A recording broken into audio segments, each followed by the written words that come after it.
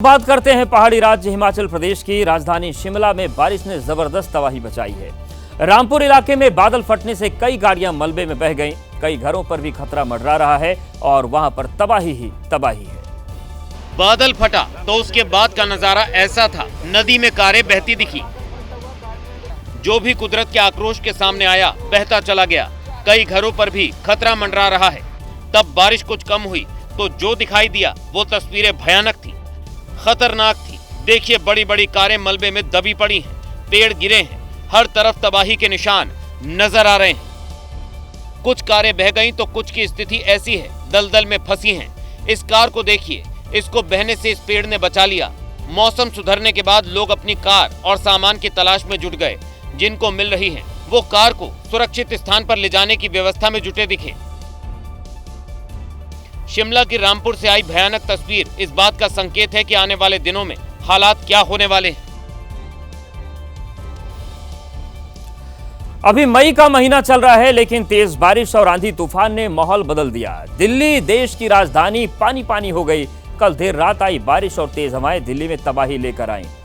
और ये जो पूरी तस्वीरें सामने आ रही है बताती है कि किस तरीके से कुछ घंटों की बारिश में दिल्ली बेबस हो गई। आप तस्वीर देखिए, किस तरीके से सड़कों पर पेड़ गिरे, सड़कों पर पानी भर गया और अंडरपास कुछ थे वो डूब गए और आप देखिए घुटनों तक पानी नजर आ रहा है। और ये राजधानी दिल्ली की स्थिति है। महिपालपुर में पानी में वाहन फंस गए तो अकबर रोड में सड़कों पर जगह जगह पेड़ गिरे हुए दिखाई पड़े। दिल्ली का कैंट इलाका। सुबह जब दिल्ली सोकर उठी तो उसकी आंखें खुली की खुली रह गईं।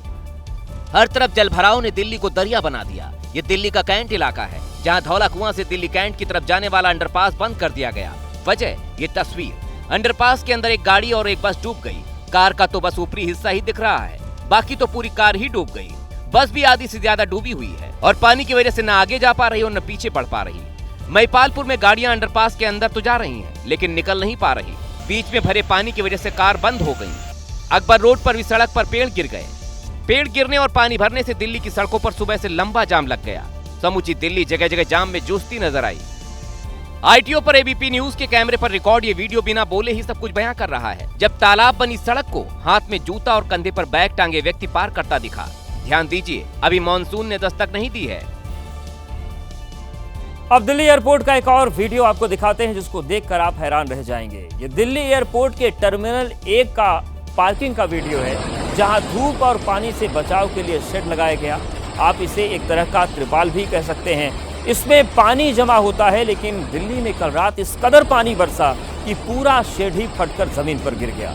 वो तो रात की बात है कि इस दौरान नीचे कोई नहीं खड़ा था, नहीं तो कोई बड़ा हादसा भी हो सकता था। तस्वीर देखिए किस तरीके से पानी भरा और इतनी रफ्तार से भरा कि ये पूरा जो शेड था वो फटकर नीचे आ गया। गनीमत की बात यही रही कि वहां पर कोई मौजूद नहीं था। और चलिए अब आपको दिखाते हैं कि आखिर आंधी बारिश आती क्यों है। दरअसल इसका जो वैज्ञानिक कारण है, गर्म हवा ऊपर उठने से लो प्रेशर बनता है। ठंडी और नम हवा के आने से आंधी और बारिश होती है। और अगर ठंडी हवा का दबाव ज्यादा होता है तब तेज तूफान आ जाता है और फिर ये जो तबाही की तस्वीरें बनती हैं उसके बाद ही बनती हैं।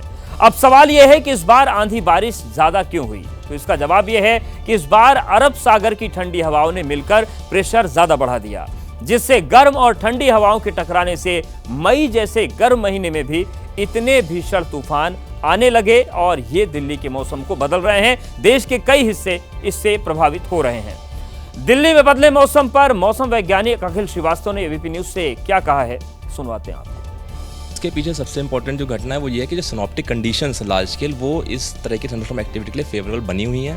पर्टिकुलरली नॉर्थ वेस्ट इंडिया में आप देखेंगे तो वेस्टर्न डिस्टर्बेंस की जो एक्टिविटी है वो लगातार चल रही है। वेस्टर्न डिस्टर्बेंस के आने की वजह से कंड्यूसिव एनवायरनमेंट क्रिएट होता है थंडरस्टॉर्म एक्टिविटी के लिए। इसके साथ साथ जब जो मॉइस्चर की फीडिंग होती है अरेबियन सी और बे बंगाल से, उसकी वजह से जो है ये अचानक से थंडरस्टॉर्म एक्टिविटीज़ जो हैं वो डेवलप होती हैं और इसके साथ में गस्टी विंड, डस्ट स्टॉर्म और हमें रेनफॉल भी देखने को मिलती है।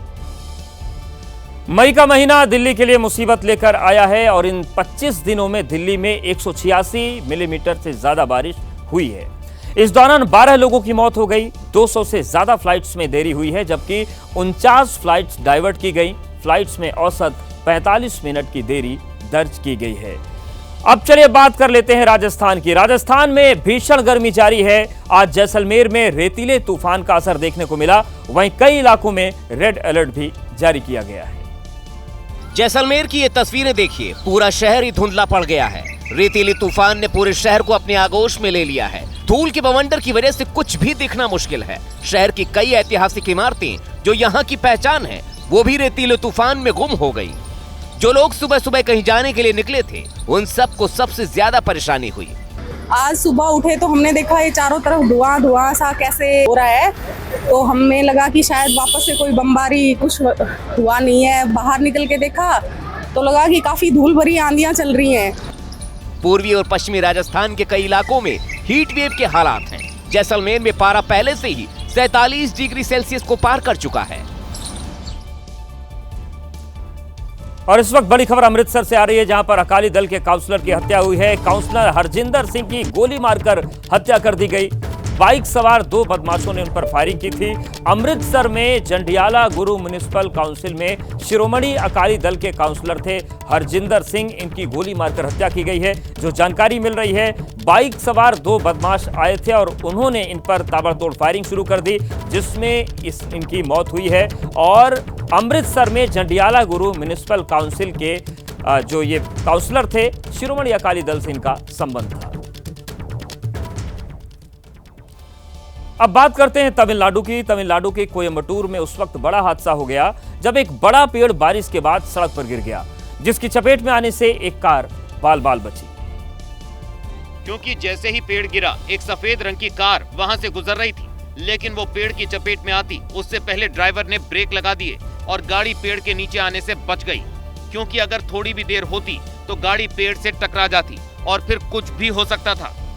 बता दें कि आंधी तूफान के बाद कई पेड़ गिर रहे हैं, लेकिन ये पेड़ बारिश होने के बाद गिरा। हालांकि गनीमत रही कि कोई भी इस पेड़ की चपेट में नहीं आया।